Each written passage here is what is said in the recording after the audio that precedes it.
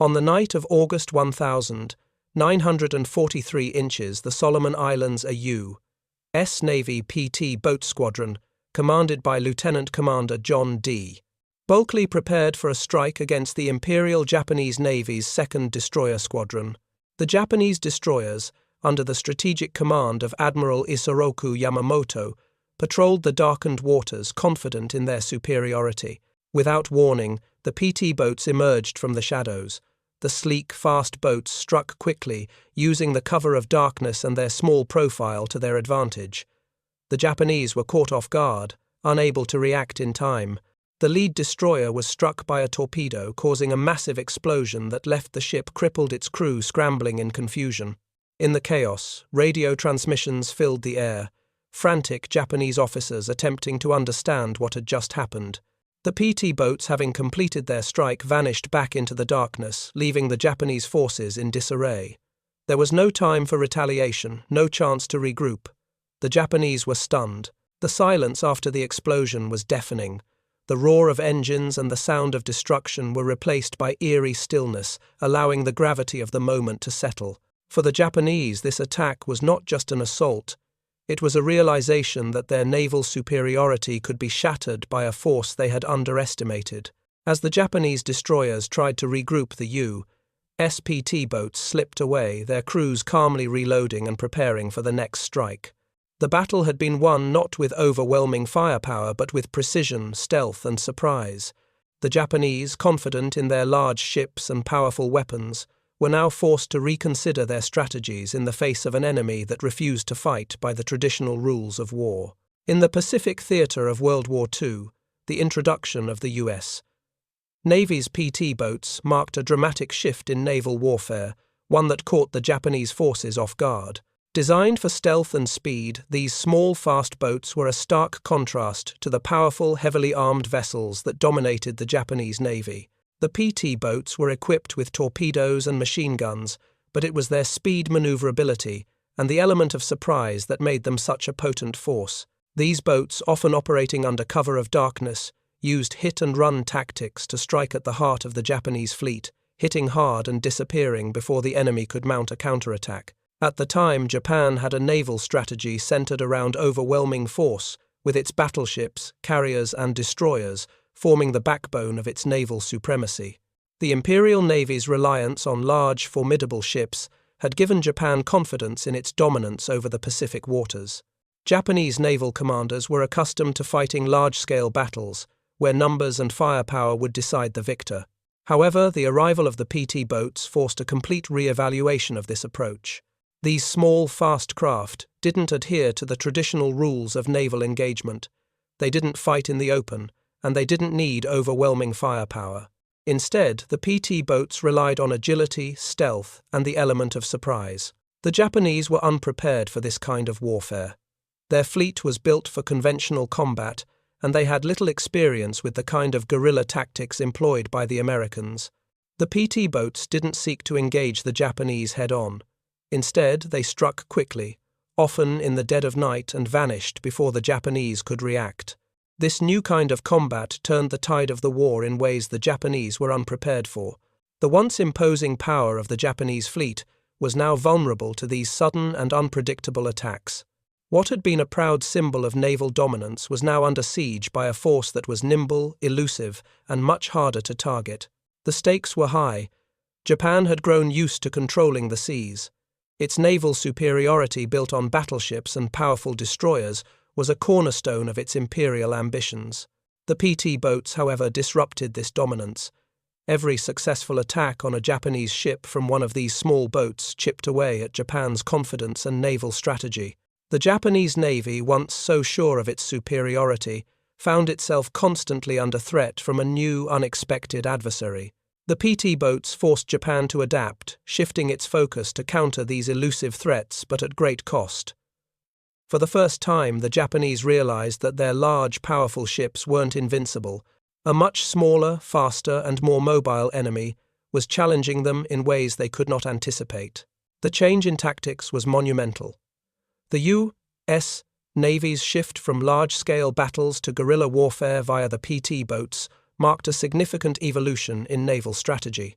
No longer was it enough to rely on massive battleships and overwhelming firepower. The Americans had shown that speed, surprise, and precision could be just as effective, if not more so, than sheer might. The Japanese, used to dominance and control, now found themselves fighting against a more agile and unpredictable enemy. The stakes for both sides could not have been higher. Either Japan would adapt to this new form of warfare or risk losing its naval superiority. The tension between the two forces was palpable. For the Japanese, who had long relied on their heavy ships and powerful firepower, the PT boats represented an unforeseen challenge. They weren't just facing a new kind of weapon, but a complete shift in how naval warfare could be waged. The PT boats had shattered the Japanese assumption that larger ships were invincible. The U.S. Navy's ability to adapt so quickly, using small, nimble vessels to take on the Japanese fleet, forced Japan into a position of constant defense, never knowing where the next strike would come from. The Japanese High Command, accustomed to planning for large battles between powerful ships, was suddenly forced to contend with a threat that came from the shadows. The tactical surprise of the PT boats, their ability to strike quickly and then disappear, disrupted the rhythm of traditional naval engagements. This new form of warfare forced Japan to shift its strategies, trying to protect its valuable ships from an enemy it could never quite see coming. The U.S., for its part, had found a way to counter the Japanese's greatest strengths and turn them into vulnerabilities. What had once been a battle of brawn had become a battle of brains, and the U.S. Navy's use of PT boats proved that even the smallest forces could challenge the mightiest of foes. The stakes were now clear for both sides. The Japanese would have to adapt to this new form of warfare or risk losing control of the seas to a much smaller, more elusive adversary. And for the U.S., the PT boats weren't just a tool of surprise. They were a game-changer in the fight for the Pacific.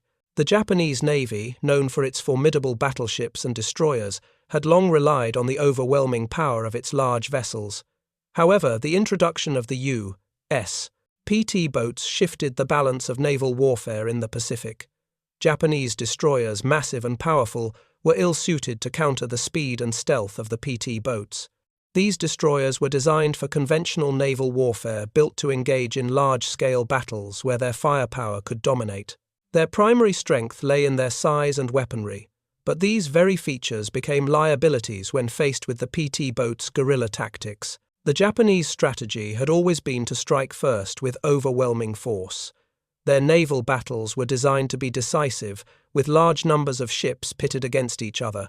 They had limited regard for small unit tactics or surprise attacks, which were considered unconventional and not part of their standard doctrine. As a result, when the U.S. introduced smaller, faster boats capable of launching surprise strikes, the Japanese were unprepared. The reliance on large, slow-moving ships made it difficult for them to adapt quickly to the dynamic and evasive tactics employed by the PT boats. These vessels, while powerful, could not match the speed and unpredictability of the PT boats in the narrow confines of the Pacific theater. The PT boats themselves were a technological marvel of their time. Small, fast, and equipped with torpedoes and machine guns, they were designed for hit-and-run tactics. The boats were fast enough to outrun most threats, and small enough to evade detection, often striking quickly from the shadows before disappearing into the night. The PT boats were highly effective at close-range attacks, where they could deliver devastating strikes on larger, slower enemy ships. Their ability to remain largely undetected meant they could attack without giving the enemy the time to react. This made them incredibly difficult to counter, especially for the Japanese, whose large ships were ill-equipped to deal with such nimble and stealthy opponents. The primary advantage of the PT boats lay in their size and speed. Unlike the larger Japanese destroyers, which were predictable and slower to maneuver, the PT boats could slip in and out of the shadows, striking when least expected. Their small size allowed them to hide in the darkness, making them nearly impossible to detect until it was too late. By the time a Japanese vessel realized it was under attack, the PT boats had already launched their torpedoes and were retreating at high speed. This hit-and-run strategy made the PT boats a formidable opponent against the Japanese fleet, despite their smaller size and lighter armament. The key tactical advantage of the PT boats was their ability to deliver sudden, powerful blows to the Japanese fleet, often in the form of torpedo strikes. In several engagements, these boats managed to cripple or destroy Japanese destroyers and other large ships before the enemy had a chance to react. The Japanese, accustomed to battleships and large surface combatants, were ill-equipped to respond to such fast-moving threats. The destruction of a Japanese destroyer in the midst of an attack was not just a blow to their fleet's strength, it was a psychological blow to their commanders and crews who had long considered their large ships invulnerable to such attacks. The impact of these PT boat strikes on the morale and tactics of the Japanese fleet cannot be overstated. The once dominant destroyers and other large vessels were now vulnerable to sudden, unexpected attacks from the shadows. This shift in the dynamics of naval warfare forced the Japanese to rethink their strategies. The large, predictable engagements they were used to were no longer viable. They now had to deal with a threat that could strike at any time from anywhere without warning. As a result, Japanese commanders began to change their tactics, but they struggled to effectively counter the PT boats, given their reliance on larger, slower ships. The challenge for the Japanese was not just the technical difficulty of countering these small, fast boats, but the psychological toll it took on their forces. For years, the Japanese had relied on their superior firepower and large ships to dominate the Pacific. The PT boats, however, forced them into a defensive posture where they were no longer the aggressors. The Japanese fleet had to adapt quickly, but the nature of their larger vessels made it difficult for them to catch up to the tactics of the PT boats. Their ships, while formidable, were no match for the speed and maneuverability of the PT boats, which could disappear into the shadows just as quickly as they struck. In conclusion, the PT boats introduced a new form of naval warfare that rendered Japan's large, slow-moving destroyers and battleships vulnerable. The element of surprise and the rapid-fire nature of the PT boat attacks disrupted Japan's traditional tactics, forcing them to shift their strategy. However, the Japanese struggled to adapt quickly, as their reliance on large ships made it difficult to counter this new, elusive threat. The introduction of the PT boats changed the dynamics of naval combat in the Pacific, forcing Japan to confront a new kind of warfare that it was not prepared for. As the U.S. PT boats struck under the cover of darkness, Japanese sailors aboard their large destroyers were caught by surprise. For years, their ships had been the backbone of Japan's naval superiority, powerful and formidable, designed to dominate the seas. But in the face of the PT boats' sudden stealthy strikes, their confidence began to unravel. The crew members had grown accustomed to the comfort of their massive vessels, knowing their guns and armor could weather most threats. But this new, elusive enemy seemed to defy all the rules they had relied upon. The PT boats were swift, appearing out of nowhere, launching their torpedoes before vanishing into the darkness just as quickly. Many of the sailors were stunned, unsure of what had just happened. The technology that had once made them feel invincible now felt inadequate against this small, seemingly insignificant threat. The reaction among the Japanese officers was no different. One admiral accustomed to commanding large fleets and facing conventional naval warfare found himself grappling with the reality that his fleet's traditional superiority was no longer enough. The overwhelming firepower and size of the Japanese destroyers, which had once been the symbol of power, were now liabilities against an enemy that relied on speed, surprise, and stealth. The admiral's mind raced as he reviewed the battle, realizing the strategic error Japan had made in not adapting to this new form of warfare. The power of their destroyers had been rendered meaningless against a force they could not track, a threat they could not predict. The Japanese fleet's tactical rigidity and reliance on large-scale engagements now seemed increasingly outdated. On the other side, the American sailors aboard the PT boats experienced a very different reality. They knew they were vastly outgunned by the Japanese fleet. The Japanese destroyers were armed with far superior firepower, and the PT boats, while fast and agile, lacked the heavy artillery to engage in a traditional battle. However, the American sailors relied on something the Japanese could not predict: tactics. They had trained for this moment, understanding the power of stealth and speed. The PT boats' ability to remain hidden in the shadows, strike swiftly, and then vanish was their greatest strength. Despite knowing their vessels could not survive a direct confrontation with the massive Japanese ships, the crew was driven by grim determination. Their mission was simple: hit hard, leave no trace, and survive long enough to strike again. The commander of the PT boats leading his crew through the stormy night could feel the weight of the mission. There was no room for error. Every second counted as the boats approached their targets, weaving through the waters as quietly as possible.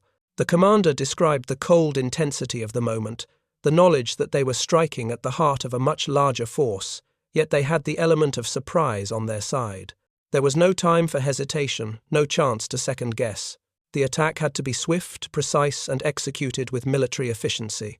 As he gave the order to launch torpedoes, he felt a sense of cold focus, the belief that despite their small size, the PT boats held the upper hand in this game of shadows.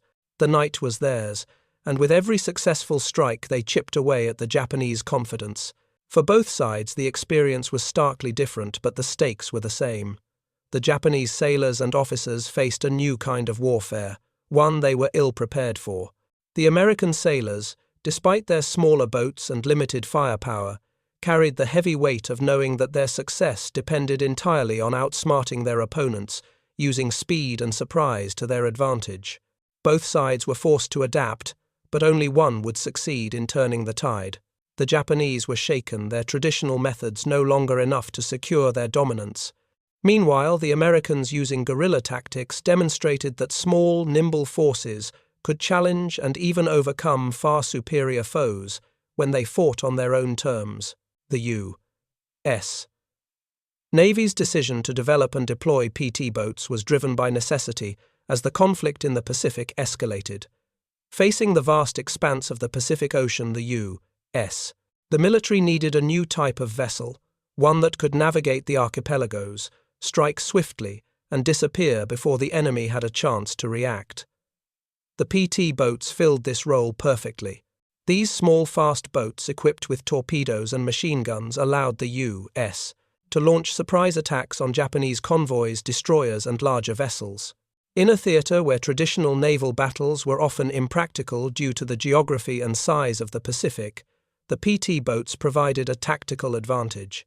They were agile, stealthy, and capable of taking on much larger opponents through speed and surprise rather than brute force.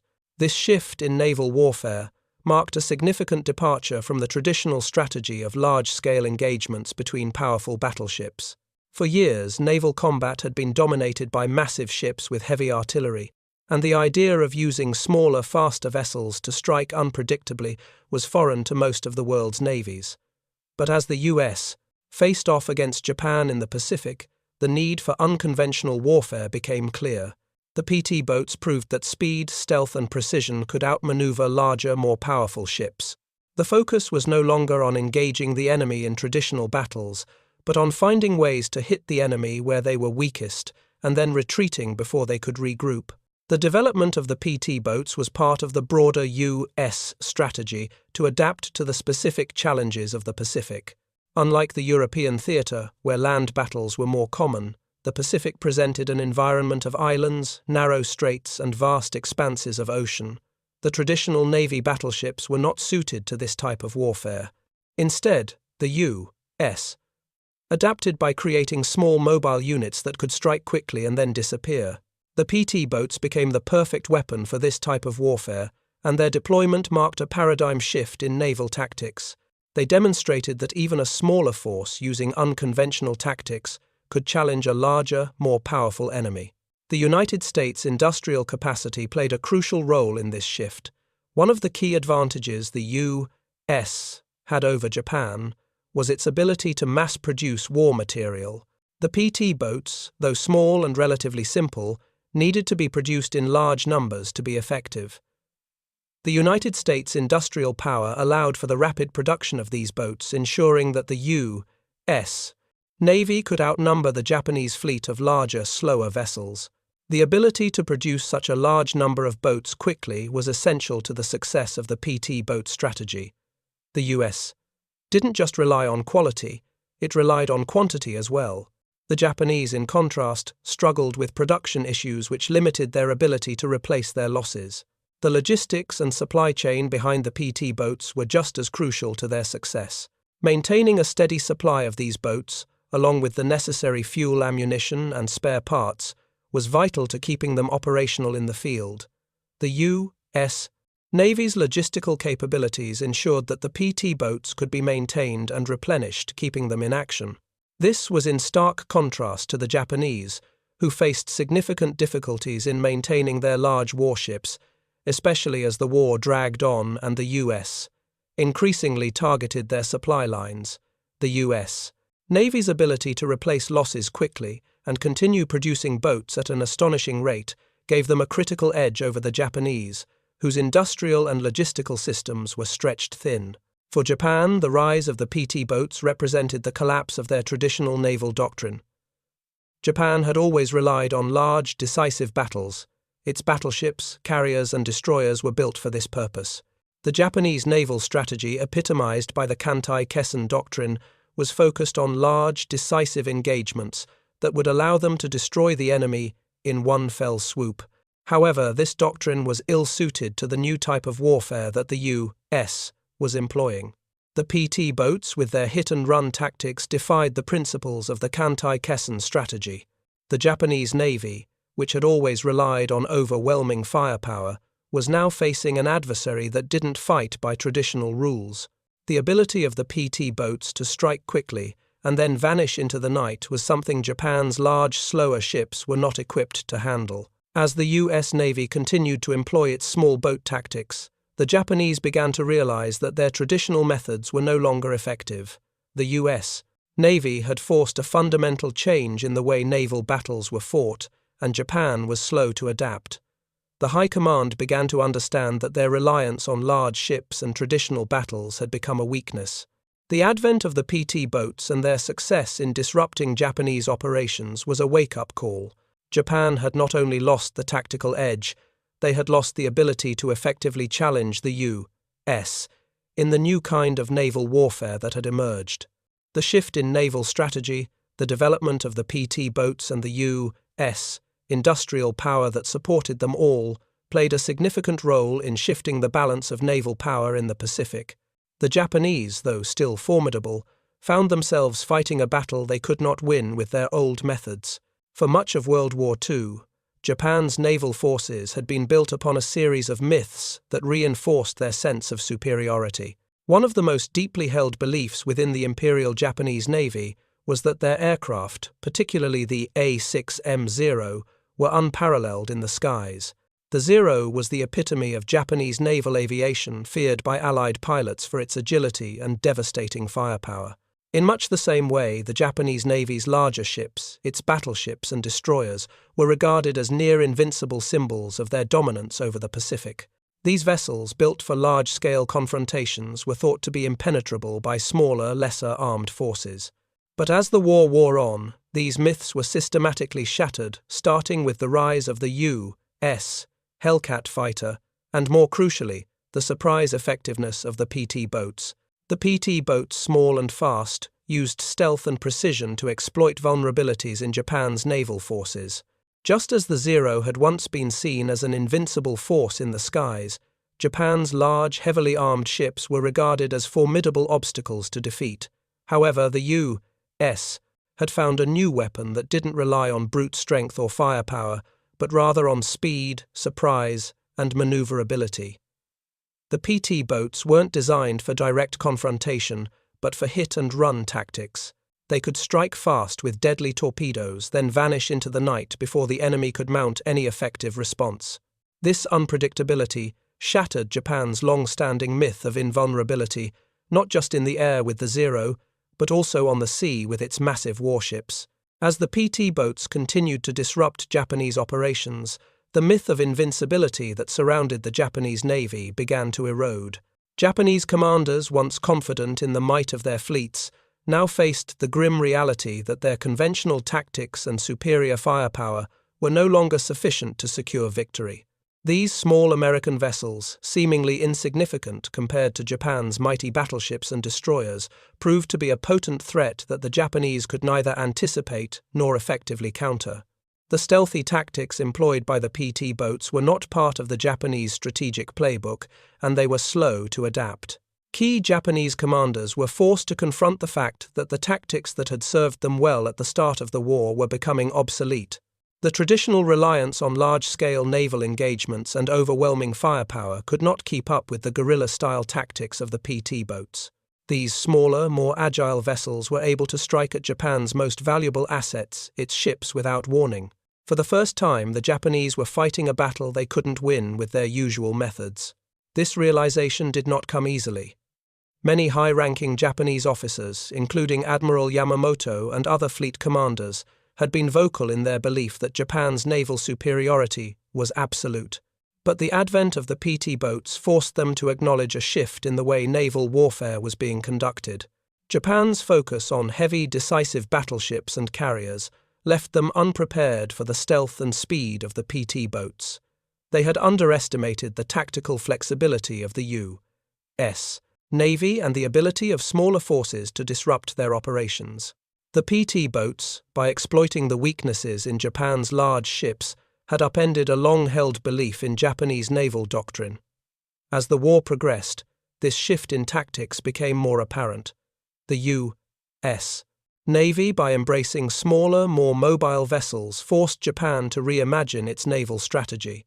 The myth of the invincible battleship, so central to Japan's naval identity, had been decisively challenged. The fleet that had once ruled the seas now found itself vulnerable to a force it had never anticipated.